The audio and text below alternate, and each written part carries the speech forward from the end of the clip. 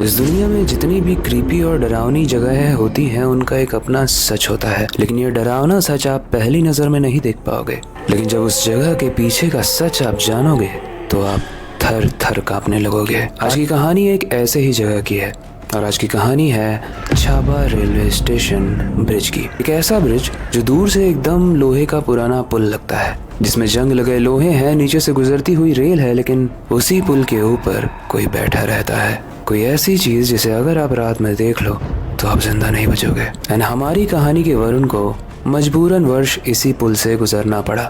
वरुण एक आम सेल्समैन था, जो चीजों को बेचते हैं वैसे टाइप का सेल्समैन। ना ही वो बाकी कहानियों के कैरेक्टर की तरह हॉन्टेड जगहों पर, डरावनी जगह पर इंटरेस्ट रखता था, और ना ही उसके पास कहानियां सुनने के लिए इतना समय था। उसके लिए बस उसका सफर और उसका काम ही मायने रखता था। लेकिन एक दिन काम के सिलसिले में उसकी ट्रेन लेट हो जाती है और रात के 10 बजे छाबा रेलवे स्टेशन पर वो अकेला था। वहाँ के स्टेशन मास्टर ने उसे बोला भी कि पुल पार कर लो और वहाँ से आगे 10 मिनट तक चलोगे तो मेन सड़क मिल जाएगी, वहाँ से किसी से लिफ्ट मांग लेना और घर चले जाना। इस चीज को सुनने के बाद वरुण अपना बैग उठाता है। अब क्योंकि जो अगली ट्रेन थी वो अगली सुबह ही आने वाली थी और पूरी रात वो वहाँ पर नहीं गुजार सकता था। घर पर उसके पेरेंट्स उसका वेट कर रहे थे, इसीलिए वो अपना बैग उठाता है और स्टेशन मास्टर की बात को मानते हुए वहाँ से निकल जाता है। अब वरुण वहाँ से चलते हुए बस एक ही चीज सोच रहा है कि जल्दी से वो अपने घर पहुँचे। उसे कोई अंदाजा नहीं है कि ये कौन सा स्टेशन है, उसे कोई अंदाजा नहीं है कि यहाँ की क्या कहानी है, लेकिन उसे नहीं पता था कि जिस पुल से वो गुजरने वाला है उस पुल में उसे कोई मिलने वाला है। एंड उससे मिलने के बाद वरुण की वो रात एक डरावने सपने जैसी होने वाली है।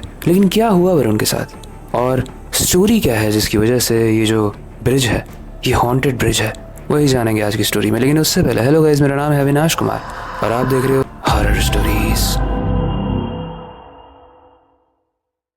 वरुण रेलवे स्टेशन से जैसे ही निकलता है पुल शुरू हो जाता है। पुल पर हवा काफी तेज थी क्योंकि आगे पीछे कुछ था नहीं, बस था तो एक लोहे का पुराना पुल। वरुण चलता ही जा रहा था, तभी उसे किसी के कुछ खाने की आवाज आती है, जैसे मुंह में हम नमकीन लेके खाते हैं उस तरीके की आवाज, और वो काफी नजदीक से आ रही थी, मानो वरुण के कान के पास ही कोई खा रहा हो।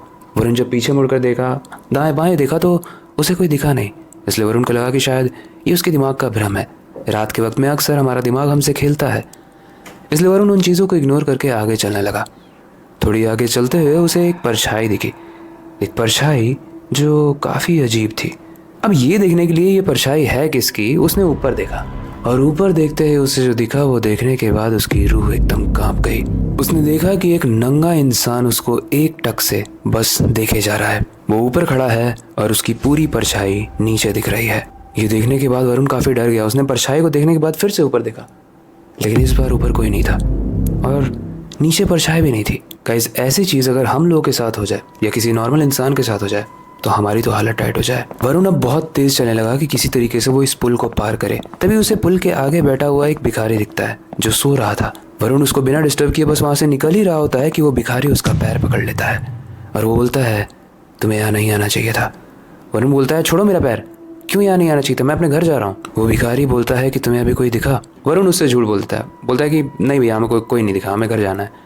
भिखारी बोलता है, अगर तुम्हें दिखा है तो मुझे बताओ, क्योंकि वो जिसको भी दिखता है उसको इस पुल से बाहर नहीं जाने देता है, बल्कि वो उसे खा जाता है। ये सुनने के बाद वरुण का गला सूख गया, क्योंकि उस भिखारी को तो पता भी नहीं था कि वरुण ने अभी क्या देखा है। वरुण उसे सच बता देता है कि भैया, हमने एक नंगे इंसान को ऊपर खड़ा हुआ देखा, लेकिन जब हमने देखा तो वो गायब हो चुका था। वो क्या था हमें नहीं पता। उसके बाद वो बूढ़ा इंसान एक कहानी सुनाता है, एक दर्दनाक लेकिन डरावनी कहानी। वो बोलता है कि कई सालों पहले जब यहाँ पर ब्रिटिश राज हुआ करता था, जब अंग्रेजों का शासन हुआ करता था, तो काफी करप्शंस भी होते थे। ये ब्रिज दूसरी बार बनाया गया है और पहली बार इस ब्रिज को बनाते वक्त वो ब्रिज टूट कर गिर गया था। वो इसलिए गिर गया था क्योंकि उस ब्रिज में क्वालिटी वाली चीजें नहीं लगाई गई थी। एंड जब ये ब्रिज टूट कर गिरा तो इसके ऊपर काम कर रहे सारे ही मजदूर गिरकर इसी में मर गए। किसी के अंदर कोई रॉड घुस गई, किसी का सर फट गया और किसी की तो अतड़ियां बाहर आ गई। कुछ लोगों को तो पता भी नहीं चला वो इतनी जल्दी मर गए। लेकिन एक इंसान था जो बच गया था। पूरे तरीके से उसके कपड़े फटे हुए थे, वो रेंगता हुआ बाहर आया, वो मदद मांग रहा था। लेकिन वो ब्रिटिशर जिसने करप्शन किया था, वो जानता था कि अगर ये बच गया तो मेरी पोल खुल जाएगी, इसलिए उसने उसे भी गोली मार दी। उसके बाद ऐसा माना जाता है कि इस ब्रिज का फिर से निर्माण किया गया उस सारी ही चीज़ों को मिटाने के लिए। सारे ही लाशों को जला दिया गया और वो सारे ही एविडेंस जो भी वहाँ पर ब्रिज टूटने के थे उसे मिटा दिया गया। लेकिन ऐसा माना जाता है कि उस ब्रिज इंसिडेंट के बाद से वो इंसान जो रेंगता हुआ बाहर आ रहा था, उसे ब्रिटिशर ने गोली तो मार दी, लेकिन इंसाफ की आग आज तक उसके अंदर जल रही है और वो आज भी इसी ब्रिज के ऊपर भटकता है और वो अक्सर नंगा देखा जाता है जैसा वो आखिरी समय में था। और वो अपनी इसी इंतकाम की आग को शांत करने के लिए यहाँ से चल रहे हर एक इंसान को खा जाता है, स्पेशली रात में। और वो बूढ़ा बोलता है, अगर तुमने उस इंसान को देखा है तो तुम्हें यहाँ से बहुत तेजी से भागना चाहिए। ये पूरी कहानी सुनने के बाद गाइस वरुण का गला सूख गया। उसने बुढ़े से बोला कि भैया मैं बस अपने घर जा रहा था, मैंने किसी का आज तक अपनी ज़िंदगी में कुछ बुरा नहीं किया है। वो बुढ़ा बोलता है, इसका डिसीजन मैं नहीं ले सकता बच्चे, तुम यहाँ से जितना जल्दी हो सके निकलो। वरुण के बैग में एक हनुमान चालीसा की बुक थी। वो उसे हाथ में लेता है और उसे कस के पकड़ के हनुमान चालीसा को रटते हुए तेजी से चलने लगता है। अब वरुण तेज तो चल रहा है लेकिन उसके कान में फुसफुसाहट की आवाज़ आ रही है। उसके चलने की आवाज़ डबल स्टेप्स में उसे सुनाई दे रही है, मानो उसके साथ कोई और भी चल रहा है। इस चीज़ से डरते हुए वो अपने चलने की स्पीड को धीरे कर लेता है और ध्यान से सुनता है कि कहीं उसके पीछे तो कोई नहीं आ रहा है। वो पीछे मुड़कर देखता है तो कोई नहीं था, लेकिन जब वो सामने मुड़कर आगे चलने के लिए देखता है तो वो देखता है कि एक उड़ता हुआ गला उसके सामने खड़ा था जिसका धड़ था ही नहीं। ये चीज़ देखने के बाद वरुण बहुत डर जाता है। वो उस भूत से बोलता है कि भैया मैंने किसी का कुछ बुरा नहीं किया है, प्लीज़ मुझे मत मारो। लेकिन वो उड़ती हुई गर्दन जिसमें से खून रिस रिस कर टपक रहा था वो वरुण के और पास आता रहता है।